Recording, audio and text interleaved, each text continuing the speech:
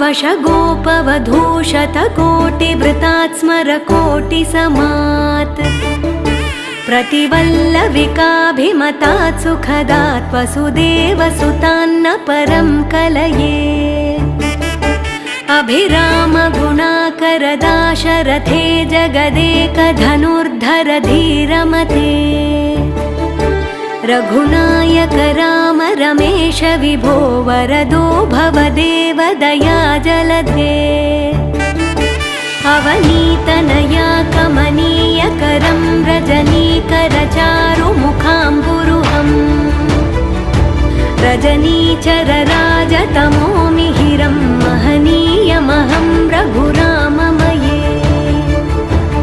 सुमुखं सुहृदं सुलभं सुखदं स्वनुजं च सुखाय ममोघशरम्